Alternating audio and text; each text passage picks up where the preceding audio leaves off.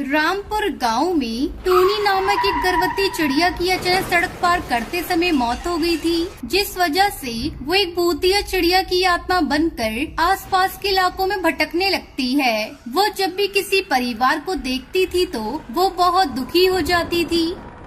ये सब लोग अपने परिवार के साथ कितने खुश हैं। काश मैं जिंदा होती तो फिर मेरा बच्चा भी मेरे साथ होता।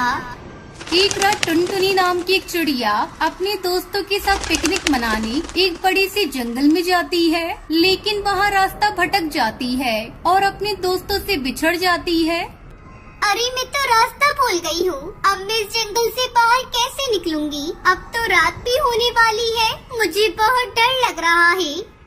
तभी वहाँ पर 2-3 गुंडे आ जाते हैं, वो उसको परेशान करने लगते हैं। तभी भूतिया टूनी चिड़िया की आत्मा वहाँ आ जाती है। मासूम चिड़िया को परेशान करते हो? ठहर जाओ बदमाशों, मैं तुम्हें अभी मजा चखाती हूँ। अरे नहीं, ये भूतिया चिड़िया की आत्मा यहाँ कहाँ से आ गई? मुझे तो ये बहुत खतरनाक लग रही है। अब मेरा क्या होगा? वो उनको एक बड़े से पेड़ पर उल्टा लटका देती है।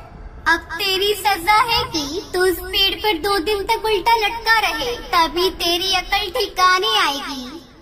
फिर वो टुनटुनी को उसके घर तक पहुंचा देती है। मुझे उन बदमाश से बचाने के लिए आपका बहुत बहुत शुक्रिया चिड़िया माँ। उसके मुंह से माँ शब्द सुनते ही वो भावुक हो जाती है और रोने लगती है। क्या हुआ? आप अचानक रोने क्यों लगी? वो टुनटुनी को पूरी बात बताती है कि किस तरह सड़क पर चलते समय एक कार ने उसे टक्कर मार दी थी और उसकी मौत हो गई थी।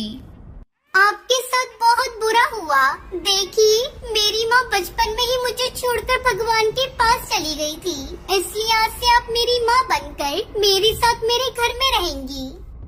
ये सुनकर वो बहुत खुश हो जाती है और टुनटुनी के साथ रहने लगती है। इसी तरह कुछ दिन बीत जाते हैं। फिर एक दिन टुनटुनी के पिताजी अपने काम से लौटकर घर आते हैं। उसके पिताजी जैसे ही कार से नीचे उतरते हैं, तभी उन्हें देखकर भूतिया टूनी चिड़िया की आत्मा गुस्से से आग बबूला हो जाती है और एक भयानक रूप धारण करके कड़कनाथ के सामने खड़ी हो जाती है।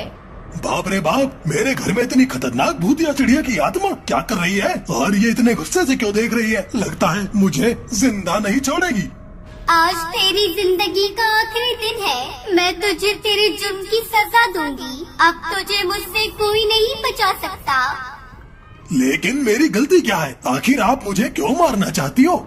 मैं इस पक्षी को नहीं छोड़ूंगी। इसकी वजह से मेरी और मेरे बच्चे की मौत हुई थी।